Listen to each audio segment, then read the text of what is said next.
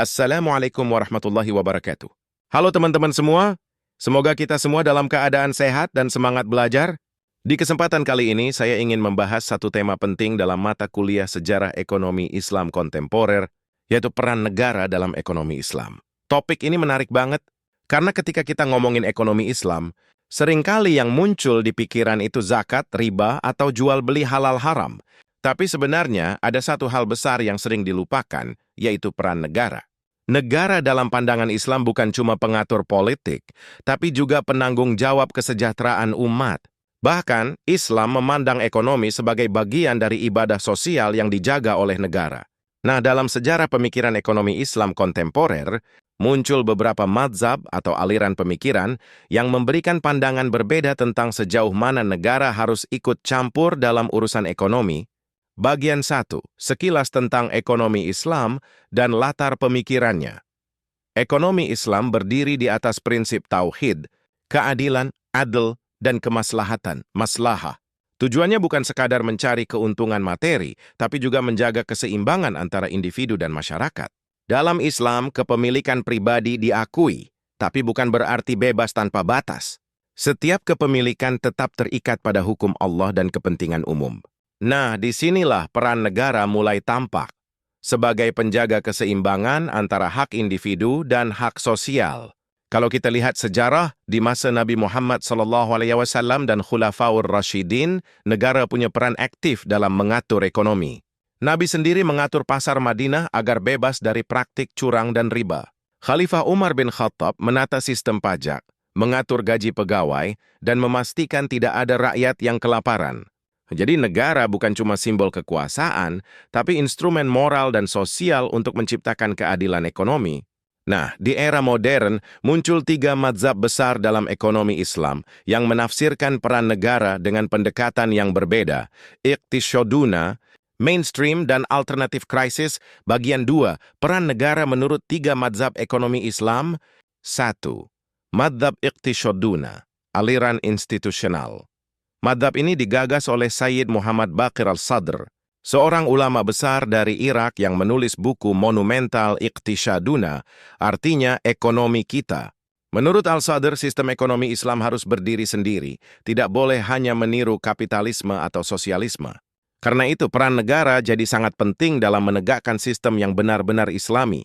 Negara bertugas mengatur kepemilikan publik seperti sumber daya alam, minyak, tambang, dan energi. Semua itu tidak boleh dikuasai individu atau korporasi semata. Negara juga wajib menjamin distribusi harta agar tidak hanya berputar di kalangan orang kaya, sebagaimana disebut dalam Al-Quran Surat Al-Hasyr ayat 7. Dalam pandangan Iqtisyaduna, negara menjadi penjaga moral ekonomi, bukan hanya regulator administratif. Negara bisa turun langsung ke pasar, menetapkan kebijakan harga, bahkan menegur pedagang yang menimbun barang.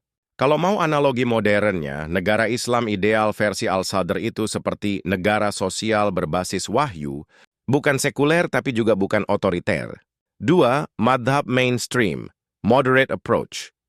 Madhab ini berkembang di kalangan akademisi dan praktisi ekonomi Islam modern, terutama dari lembaga-lembaga seperti IDB, IRT, dan Universitas Islam di berbagai negara.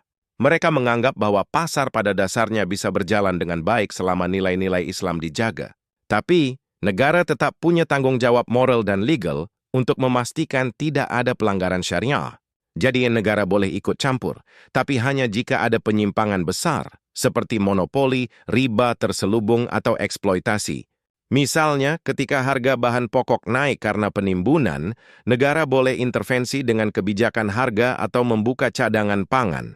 Tapi kalau pasar berjalan normal dan adil, biarkan mekanisme pasar berfungsi. Mazhab ini percaya keseimbangan antara pasar bebas dan pengawasan negara adalah kunci stabilitas. Contoh penerapannya bisa kita lihat di beberapa negara yang mencoba mengintegrasikan prinsip Islam ke ekonomi modern, seperti di Malaysia, dan di beberapa lembaga keuangan syariah di Timur Tengah. 3. Mazhab alternatif krisis, kritikal, dan reformis. Nah, mazhab ketiga ini muncul karena kekecewaan terhadap kegagalan 2 sistem besar dunia, kapitalisme dan sosialisme, yang dianggap tidak membawa keadilan sosial. Para pemikir dalam aliran ini seperti Khursyid Ahmad dan Anas Zarqa, menekankan bahwa negara Islam harus menjadi pelopor perubahan sistem ekonomi global. Negara tidak hanya bertugas mengatur, tapi juga membangun sistem baru yang berlandaskan tauhid dan keadilan. Negara harus menghapus riba secara total, memperkuat lembaga zakat, wakaf, dan baitul mal sebagai sumber dana publik, serta mengembangkan ekonomi berbasis nilai-nilai ukhuwah, bukan persaingan tanpa batas. Dalam aliran ini, negara menjadi pusat transformasi. Dari sistem ekonomi materialistik menuju sistem ekonomi spiritual dan sosial. Kalau mau disimpulkan, mazhab alternatif krisis melihat negara sebagai agen perubahan dan penjaga ruh Islam dalam perekonomian. Bagian 3, contoh historis dan implementasi modern. Kalau kita lihat sejarahnya, prinsip-prinsip itu sudah diterapkan sejak masa awal Islam.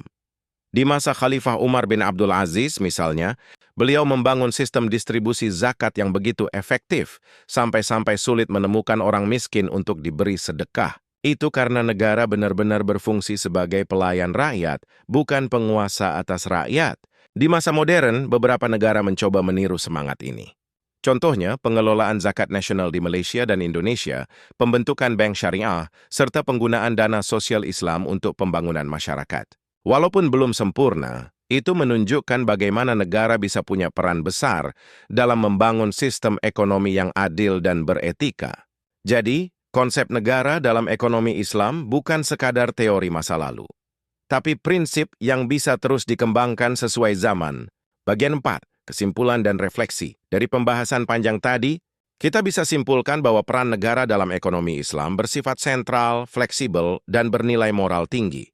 Negara Islam bukan hanya lembaga politik, tapi juga penjaga keseimbangan ekonomi, pelindung rakyat kecil, dan penegak keadilan sosial. Setiap mazhab, baik iqtisaduna, mainstream, maupun alternatif krisis, punya cara pandang berbeda, tapi intinya sama, negara harus hadir untuk memastikan ekonomi berjalan sesuai nilai-nilai Islam. Kalau kapitalisme hanya bicara efisiensi, dan sosialisme bicara kesetaraan, maka ekonomi Islam berbicara keadilan yang bermoral. Jadi bisa kita bilang, tanpa peran negara, ekonomi Islam kehilangan pijakan sosialnya. Sekian dari saya, semoga pembahasan ini bisa menambah wawasan kita semua tentang bagaimana pentingnya peran negara dalam membangun ekonomi Islam yang berkeadilan. Wassalamualaikum warahmatullahi wabarakatuh.